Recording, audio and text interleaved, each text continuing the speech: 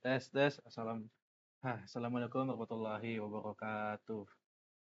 Kenalkan, nama saya Muhammadin Antarsyah dengan NIM C1L021043. Di sini saya akan membuat video lagi.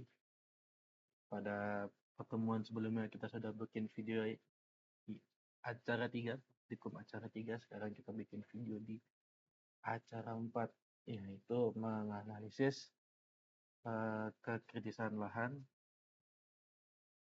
dan ada sumbernya.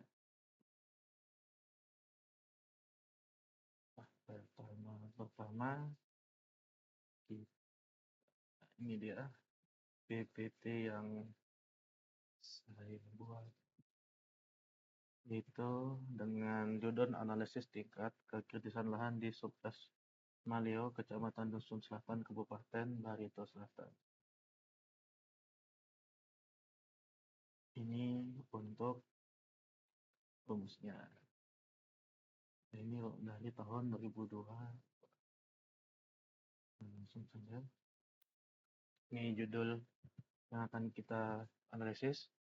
Yang pertama yaitu ada latar belakang. Penelitian ini dilatar belakangi oleh permasalahan degradasi lahan dan hutan di Indonesia yang masih menjadi perhatian nasional dan internasional. Subdas Malio di Kecamatan Dusun Selatan, Kabupaten Barito Selatan, Kalimantan Tengah mengalami kerusakan lahan akibat erosi yang disebabkan oleh penggunaan lahan yang tidak sesuai, illegal logging, kebakaran hutan dan perladangan berpindah, penurunan kualitas tanah dan kekeruhan air Sungai Malio menjadi indikator utama. Kondisi ini mendesak dilakukan penelitian untuk mengenai tingkat kekritisan lahan guna mendukung upaya rehabilitasi yang efektif. Di tujuan mengidentifikasi tingkat kekritisan lahan di Subdas Malio menggunakan parameter penutupan lahan, erosi, lereng, dan manajemen konservasi. Lokasi ini berada di Subdas Malio, Kecamatan Dusun Selatan, Kabupaten Barito Selatan, Kalimantan Tengah. Metode yang diambil yaitu data primer, observasi langsung, atau mengambil sampel tanah, dan data primer, data sekunder, data lereng, tutup lahan, curah hujan, dan analisis perhitungan erosi dengan metode Universal Soil Loss Equation atau USLO.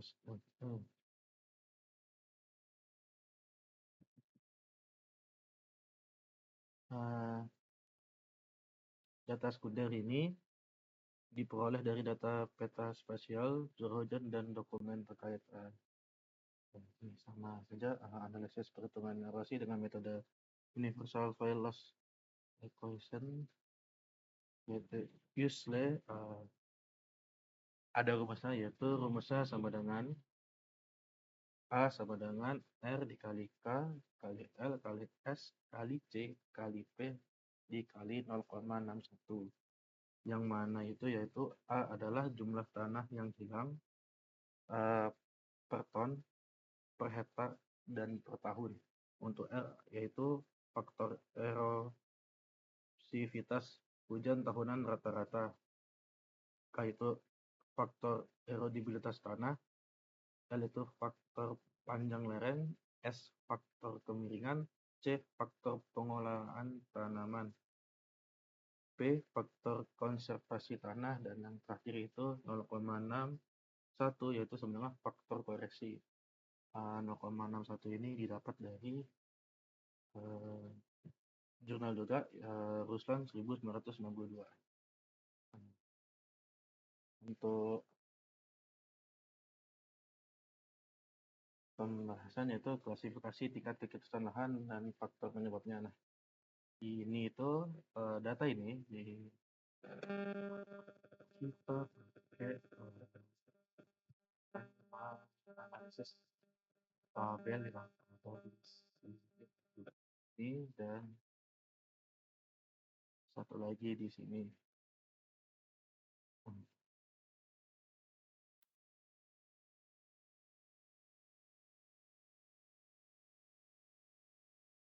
Jadi dari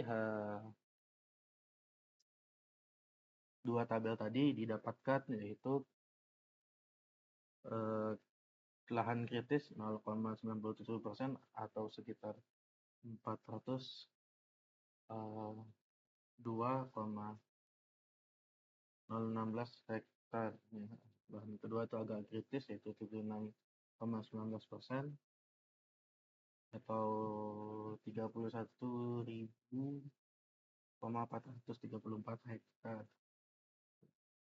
Lahan potensial kritis yaitu 8,6% dengan luas lahan itu 3.532 hektar. Sedangkan lahan yang tidak kritis yaitu sebesar 14,27 dengan luas lahan yaitu 5.489 hektar. Penyebab utama kekritisan lahan ini meliputi rendahnya vegetasi penutup lahan, curah hujan yang tinggi, serta buruknya tingkat konservasi tanah. Evaluasi erosi tingkat erosi aktual berkisar antara 144 sampai 35,95 ton per hektar per tahun. Faktor penerang itu nilai erosivitas hujan yang cukup tinggi per tahunnya yaitu 2,271.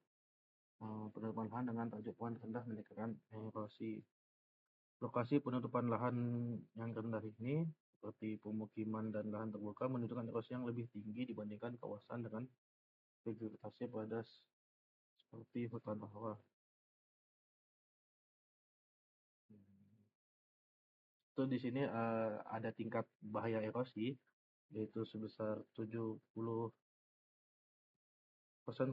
lahan termasuk dalam kategori bahaya erosi ringan, sementara 29,85% berada dalam kategori sangat ringan. Hal ini dipengaruhi oleh kemiringan lereng yang landai 0 sampai 8% dan keberadaan vegetasi yang mumpuni yaitu seperti vegetasi yang tertutup. Kesimpulan dan rekomendasi. Kesimpulan, sebagian besar lahan berada pada kategori yang cukup lumayan kritis. Tindakan konservasi sangat diperlukan untuk meminimalisir lahan yang kritis ini. Rekomendasi dilakukan rehabilitasi lahan melalui metode konservasi vegetatif atau reboisasi mekanik, terasering dan kimia pengolahan nutrisi tanah untuk mengurangi tingkat kritisan lahan.